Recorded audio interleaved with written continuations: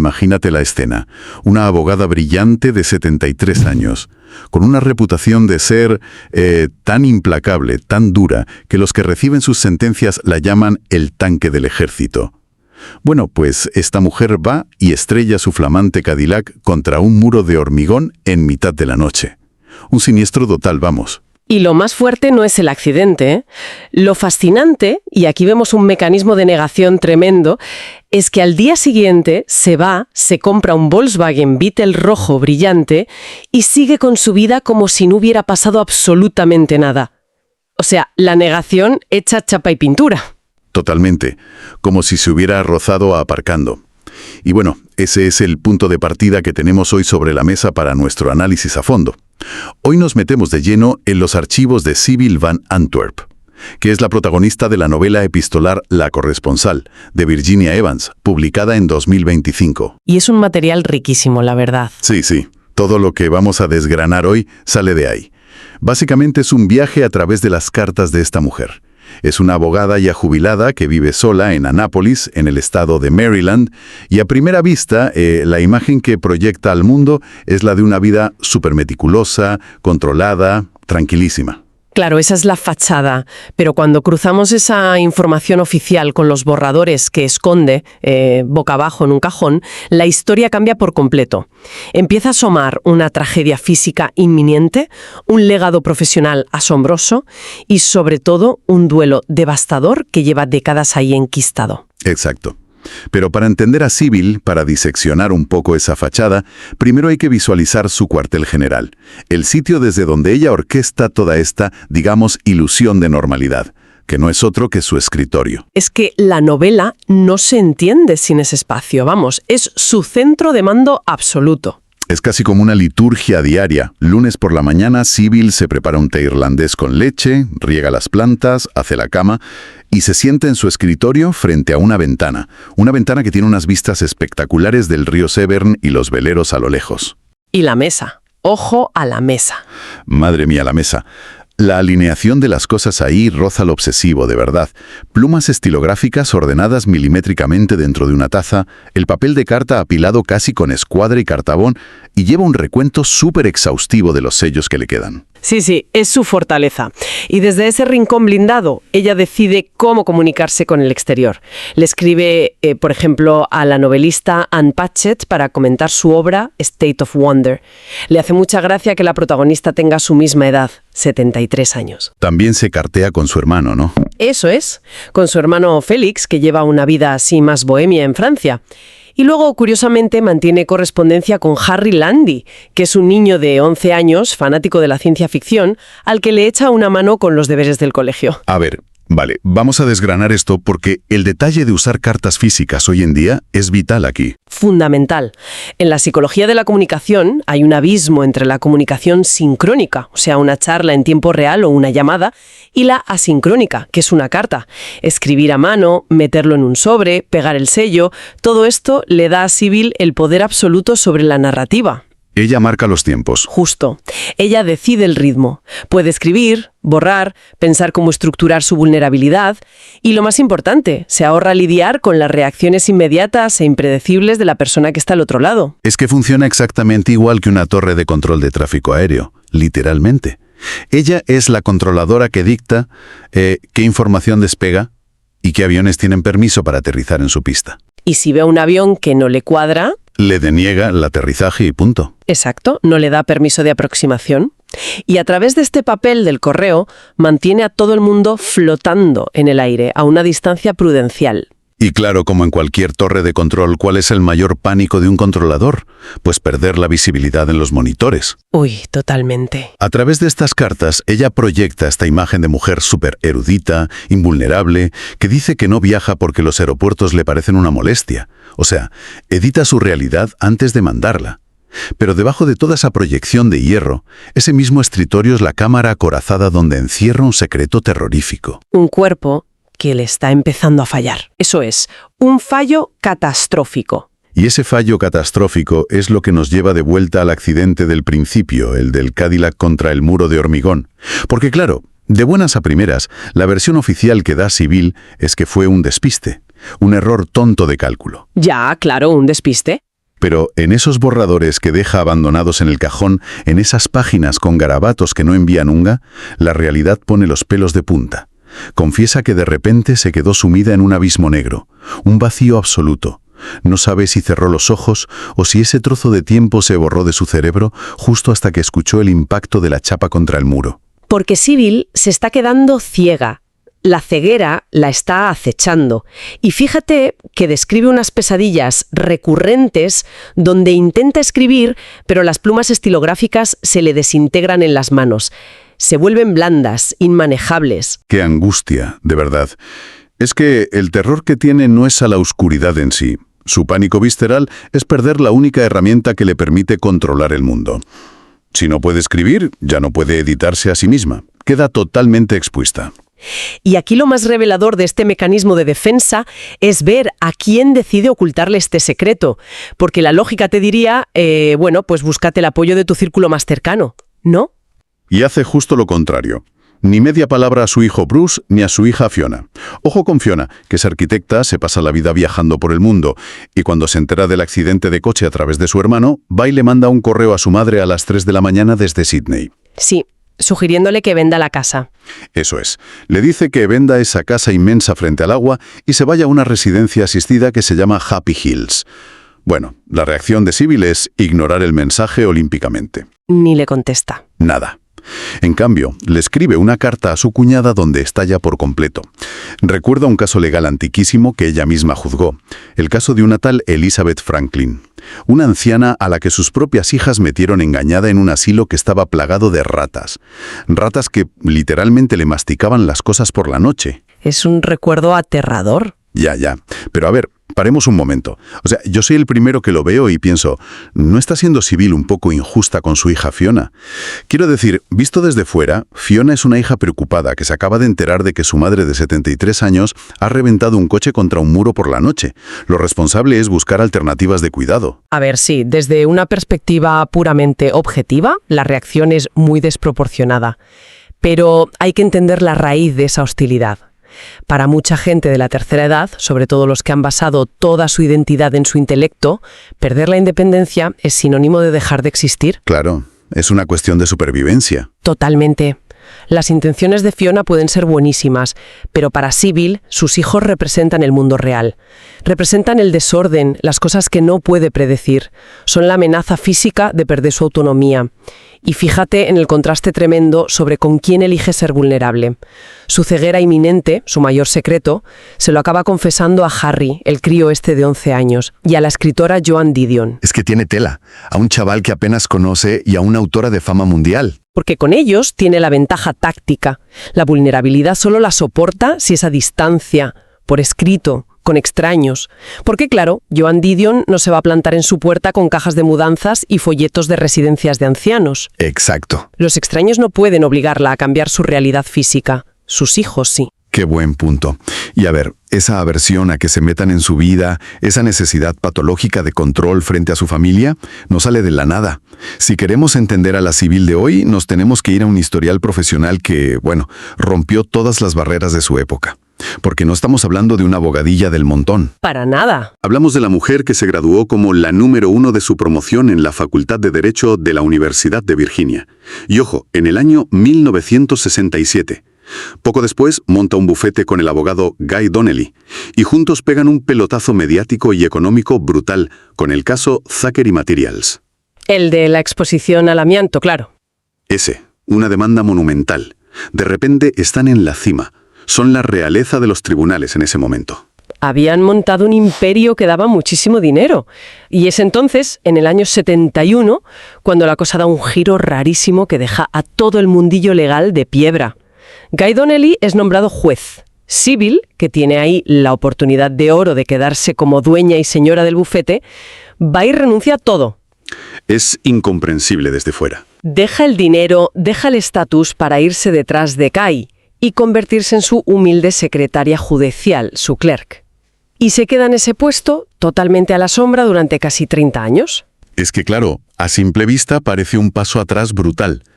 Y el misterio es tan grande que cuando el juez Guy muere a los 93 años, una periodista llamada Alex Toole saca un artículo en el periódico The Baltimore Sun Y el título es, literalmente, ¿qué fue de Sybil Van Antwerp? Y el tonito del artículo, telita. Súper condescendiente. Muchísimo. Especulando sobre por qué renunció, insinuando que si era una mujer sumisa o peor, que si había un romance prohibido entre ellos. Y Sybil, desde su fortaleza en el escritorio, le redacta una respuesta privada a esta periodista. Estrictamente confidencial, ¿eh? Y ahí desmonta todas esas teorías con una frialdad y una precisión que asustan. Es que esa carta es oro puro para entender su cabeza. Sybil destroza el mito del romance contando lo insoportable que era Guy en lo personal. Lo pone de inepto social para arriba, dice que tenía un gusto musical nefasto y que comía, literal, como un animal salvaje. En lo personal no había nada, pero en lo profesional, ahí sí. Habían logrado una simbiosis intelectual perfecta. Y a ver, hay que ponerse en contexto, ¿no? ¿Cómo era el sistema legal para las mujeres en los años 70? Es que el techo de cristal de esa época era de hormigón armado, vamos. ¿Qué va? Era una caja fuerte. El mundo de los litigios era un club exclusivísimo de hombres. A las mujeres las apartaban sistemáticamente de los juicios gordos. Sybil era súper consciente de que quedarse al mando del bufete implicaba pasarse la vida entera peleando en el barro de la política de la empresa, lidiando con el machismo de los jueces. Un desgaste tremendo. Claro, pero dentro del despacho privado de un juez, escribiendo las sentencias más difíciles lejos de las cámaras y del circo público, ahí el género daba igual. Al hacerse secretaria encontró el atajo perfecto. Era su única forma de ejercer un poder judicial, puro y duro, diseñando la arquitectura legal del país de tú a tú con un juez. No sacrificó su carrera por amor al hombre, sino por amor al acceso. Cambió salir en la foto por tener la influencia real en la sombra. Exacto. Pero bueno, ejercer esa influencia en la sombra, en nombre de esa justicia perfecta, tiene un precio. La forma tan fría e implacable de trabajar de Sybil daba auténtico miedo. Recibe una carta anónima de alguien que firma como DM, justo en respuesta al artículo del periódico. Y esta persona la llama, ojo con esto, zorra fría de metal. Madre mía. Y compara la maquinaria legal de Sybil y Guy con un tanque del ejército. Un tanque que avanza aplastando la vida de la gente sin mirar ni un segundo atrás a las ruinas que va dejando. Y aquí tenemos una contradicción enorme. O sea, por un lado está esta mujer descrita como una máquina de metal insensible. Y por otro es la misma señora que está muerta de miedo por quedarse ciega en su casa, escribiendo cartas súper tiernas a Harry, el niño de 11 años. Sí, animándole con el médico, ¿no? Sí, consolándole porque el psiquiatra nuevo del niño, el Dr. Oliver, tiene mucha caspa y unas costras asquerosas en la cabeza. O sea, la distancia entre la jueza de hierro y la amiga por correspondencia es abismal. A ver, esa desconexión, si la analizamos clínicamente, tiene todo el sentido del mundo si pensamos en ese concepto de justicia perfecta. Una mente tan analítica como la suya encontró en el derecho un asilo, un refugio. Porque las leyes son matemáticas sociales, o sea, tienen normas, tienen precedentes, no dejan hueco para el caos de las emociones. Cuando alguien lleva por dentro un trauma insoportable, la rigidez de la ley funciona como un corsé. Como un escudo protector. Exacto. El desorden humano, las emociones, lo injusto que puede ser el azar, todo eso se queda en la puerta del juzgado. No entra. Ese famoso tanque del ejército no era para hacer daño por crueldad, era una armadura de titanio que se construyó para protegerse del caos del mundo. Ya, pero una armadura tan pesada no te la pones porque sí. Si el escritorio, la ley y esa frialdad eran el escudo, la pregunta del millón es ¿de qué se protegía? Y es ahí, en esa carta a Joan Didion, que para quien nos escuche igual sabe que es una referente absoluta escribiendo sobre el duelo. Sí, magistral. Pues ahí se destapa la herida central de todo, el motor de la novela. Resulta que hace 39 años, Sybil perdió a su hijo Gilbert cuando el niño tenía solo 8 añitos. Yo me quedé helada al leerlo. Es el punto donde todo el relato hace crack. 39 años arrastrándose dolor en silencio. En la carta que le manda Didion, Sybil rechaza frontalmente todas esas frases hechas que la gente usa en los funerales. Le da muchísima rabia esa idea de que el duelo es solo una estación. Lo de que después del invierno siempre llega la primavera. Exactamente. Sybil le dice con una dureza increíble que la vida no funciona con los ritmos de la naturaleza. Si a un niño le cortan la vida de cuajo, no hay una nueva cosecha esperando luego. Es un final lineal Y punto. Es que la metáfora que usa ella en esa carta te deja el cuerpo cortado. Compara la vida con una carretera súper larga en lo alto de una montaña donde siempre sopla un viento helado. Y dice que la felicidad no es el clima normal de la vida. La felicidad son solo pequeños refugios, posadas pequeñitas al lado del camino. Entras un rato, hay fuego, comes algo caliente, te sientes a salvo. Pero sabes que tarde o temprano te toca salir otra vez al frío. Es desolador. A ella, la muerte de Hilbert fue como si la echaran a patadas del refugio más cálido que iba a conocer en su vida, y acabó tirada otra vez en la parte más oscura y helada de la montaña. Describe el duelo como un viento que, y cito, rompe los huesos, y confiesa algo tremendo. Lleva 4 décadas intentando caminar hacia atrás en esa carretera, intentando volver a cuando su hijo estaba vivo, aunque sabe que es imposible. Y claro, con esto sobre la mesa todas las piezas cambian. Esa abogada trituradora, esa señora mayor que pasa de su hija, esa burócrata de hierro, resulta que es una madre que lleva medio siglo muriéndose de frío en una carretera, agarrada al recuerdo de su niño. Es que esto te obliga a replantearte cómo juzgamos a los demás, la verdad. Lo que para la gente y para la propia Fiona era pura frialdad y egoísmo, era en realidad un andamiaje extremo de supervivencia. Si Sybil hubiera dejado que una sola gota de todo ese dolor enorme se filtrara en su día a día, si se hubiera permitido ser vulnerable con sus hijos vivos, se habría desmoronado entera. Un dolor de ese calibre necesita una rigidez bestial para que no te vuelvas loca. Tenía que tenerlo todo atado. Claro, necesitaba que su mundo fuera predecible por correo y por las leyes, porque el evento central de su vida había sido el caos más absoluto e injusto: enterrar a un hijo. Esa armadura de metal era lo único que le mantenía los huesos en su sitio. Es un giro brutal para el personaje. Y claro, con todo este pastel descubierto, la novela nos lleva al presente de forma inevitable. Resulta que por fin le ponen fecha al funeral del juez Guy Donnelly, para febrero. Un retraso que a Sybil le parece una falta de respeto tremenda, por cierto. Y la viuda de Guy, Liz, va y le pide a Sybil que por favor diga unas palabras durante el funeral. Que es justo lo contrario de lo que ella querría hacer. Es un choque frontal contra toda su estrategia de aislamiento. Totalmente. Le está pidiendo que salga de su escritorio, que deje las cartas asincrónicas y dé la cara frente a la gente en tiempo real. Y ojo a sus antecedentes. Sybil se acuerda de la última vez que tuvo que hablar en un funeral frente a mucha gente. Fue en el de su propia madre, cuando ella tenía solo 18 años. Y le dio un ataque de ansiedad tan grande que acabó vomitando delante de todo el mundo. ¡Qué trauma, madre mía! Imagínate. Lleva décadas huyendo de esa imagen de perder el control en público. Lo normal, conociéndola, sería inventarse una excusa por carta supereducada y quedarse en casa mirando los barquitos del río. Pero contra todo pronóstico, dice que sí. Decide que va a hablar. Y ese paso al frente es clave. Sybil se da cuenta de que la historia de su vida, su renuncia al bufete, la están contando otras personas, como la periodista Alex Toole. El funeral es su última oportunidad y la única de adueñarse de su propia biografía delante de todo el mundo. Va a explicarles a todos sus compañeros abogados, que tanto la criticaron, por qué eligió ser la sombra y buscar esa justicia perfecta. Va a cerrar el capítulo bajo sus propias normas, y esta vez sin un papel de por medio. Y fíjate a quién elige de acompañante para el funeral, porque el detalle cierra el círculo de una manera espectacular. Le pide a un viejo compañero, el juez James Landy, que, atención, resulta que es el padre de Harry, el niño de 11 años de las cartas. ¡Qué maravilla de conexión! Sí. Le pide que la acompañe a la ceremonia. Sybil es lista. Sabe que no puede subirse sola a ese atril, con la vista fallándole y todo el peso de su historia.